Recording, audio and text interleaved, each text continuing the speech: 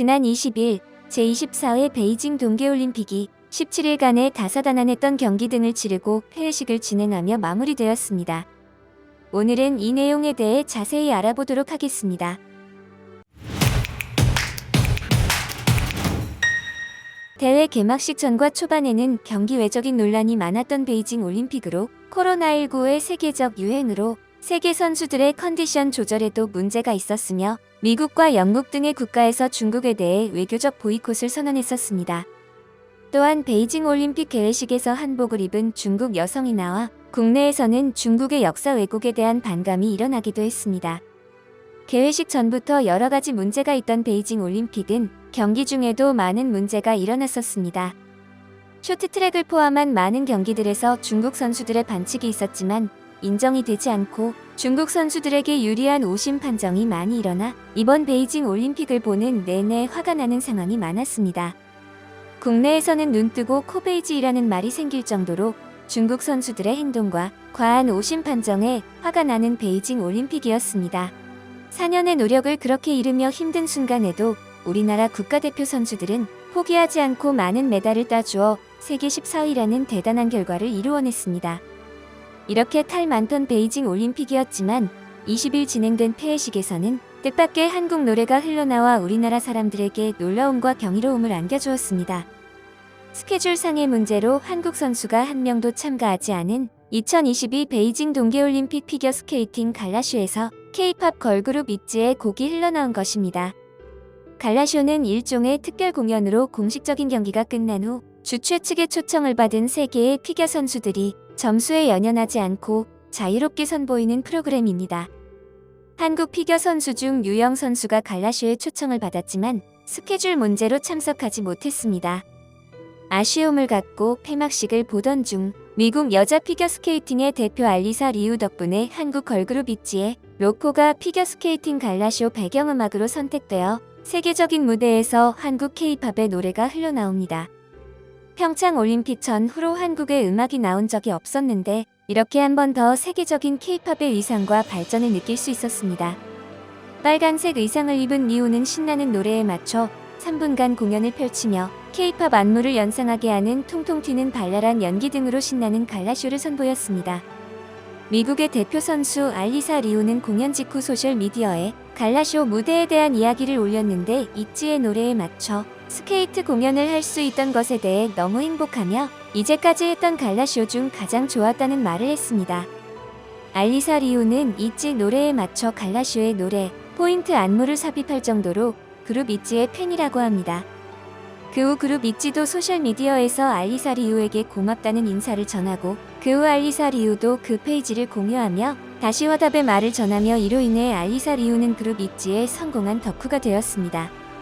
이 덕분에 그룹 있지의 소속사 JYP의 주가지수가 올랐다는 후문이 있습니다. 알리사 리우의 공연을 본 국내 누리꾼들은 중국의 한류 재활령, 즉 한활령을 뚫는 방법이라는 반응을 보였습니다.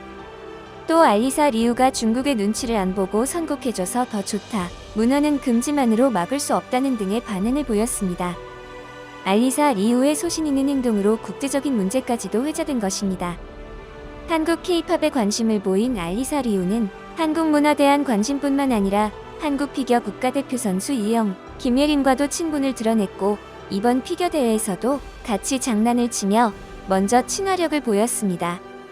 또한 여러 가지로 한국에 대한 관심을 보였는데 베이징 올림픽에서 한국 선수들이 눈으로 만든 베이징 올림픽 마스코트 빙둔둔을 보고 같이 사진을 찍고 부러워하며 눈으로 만든 빙둔둔을 어설프게 따라 만드는 등의 행동을 보였습니다. 13살 미국 선수의 귀여운 행동을 보고 한국의 누리꾼들은 너무 귀엽다는 칭찬과 함께 알리사 리우 선수에 대한 호감도를 보였습니다. 이 귀여운 미국 국가대표 피겨 선수가 가장 존경하는 선수는 미셸 콴과 김연아라고 합니다. 이번 베이징 올림픽에서 한국 음악을 경기에 사용한 건 알리사 리우만이 아니었습니다. 피아노 곡이라 K-팝에 비해 상대적으로 대중적이지 못해 아쉽게도 큰 이슈가 되지는 못했지만 미국 피겨 국가대표 선수 머라이어 벨이 피겨 스케이팅 여자 싱글 쇼트에서 한국의 작곡가이자 피아니스트인 이루마의 곡으로 연기를 보였습니다. 머라이어 벨은 이날 이루마의 리버 플로우즈 인 유를 배경으로 연기를 했습니다. 리버플로우즈 인 유는 2001년 이루마가 발표한 연주곡으로 이미 세계적으로 인기를 끌었던 곡입니다. 이렇게 전 세계가 보는 올림픽에서도 한국에 대한 관심을 보여주며 한국이 세계 속으로 더 관심을 받고 커갈 것이라는 가능성을 보여주었습니다. 더 이상 K-팝이 일부 집단의 관심사가 아닌 세계적으로 대중성이 증명되고 있음을 보여주고 있습니다. 전 세계 K-팝 열기가 이어지면서 우리나라 대중음악 시장에서 해외 매출 또한 급격히 증가하고 있습니다. 해외 팬의 호응 여부가 K-팝 스타의 음반 판매량과 유튜브 조회수는 물론 음악 방송 1위에까지 영향을 미칠 정도로 시장이 커지며 K-팝 시장의 해외 수출로 발생하는 매출이 늘어나고 있습니다. K-팝 시장은 음원뿐만 아니라 인기 가수들의 굿즈 등의 수출로 큰 매출을 올리는 중인데 더 이상 K-팝이 음악 시장만의 일이 아닌 것입니다. 이렇게 한국 음악 시장이 세계적 관심을 보이고 저작권의 가치가 더 올라가면서 음악 저작권이 가상자산, NFT, 조각 투자 등의 투자로 인기를 끌고 있습니다. 유튜브, 넷플릭스 등 동영상 플랫폼과 메타버스 플랫폼까지 한국 음원들이 다양한 곳에 소비되고 각종 스트리밍 서비스 시장이 커지면서 한국 음악 저작권에 대한 가치가 올라가는 중입니다. 높아진 저작권의 가치는 실제 수익률로도 연결되고 있으며 기존의 음원들이 다시 인기를 얻는 역주행 사례들도 많이 나타나는 중입니다. 저작권 시장에 대한 성장 가능성이 확인되면서 세계의 사모펀드들도 경쟁력 있는 음악 저작권을 확보하기 위해 많은 투자를 진행하고 있습니다. 이렇게 음악 저작권이 전 세계적으로 새로운 가치 투자 자산으로 인정받고 있는 것에 비해 우리나라의 제도적 정비는 많이 부족한 상태로 K-팝의 가치는 올라가고 있는데 자산으로서 저작권에 대한 정의도 명확하지 않아 한국 투자자들은 관심은 있어도 확신은 못하는 상황입니다. K-팝을 이어 여러 드라마 등이 세계적 관심을 받으면서 국내 음악 저작권 산업이 활성화되기 시작한 지금 다른 국가들에게 저작권을 빼앗기지 않도록 우리나라도 하루빨리 체계적으로 시스템을 만들어야 합니다. 짧은 시간 동안 많은 변화와 커다란 발전이 있는 대한민국이니만큼 발전 속도에 맞는 시스템의 변화 또한 서둘러야 현재의 위상을 지킬 수 있습니다. 해마다 우리나라에 대한 세계의 관심이 새롭게 돋보이고 있는데 올해는 연초부터 기쁜 소식들이 많이 들리고 있습니다. 이렇게 세계적인 무대에서 우리나라의 음악을 사용하는 선수들을 보며 우리나라 문화의 발전이 올라가는 위상을 받아들이고 감사하게 생각해야 합니다. 국내의 많은 소비자들 또한 국내 음악과 우리의 문화를 많이 사랑해주고 저작권을 지켜줘야만 세계적으로 대한민국의 문화가 존중받을 수 있습니다. 더 크게 성장하여 모두가 인정하는 선진국으로의 발전을 기대해봅니다.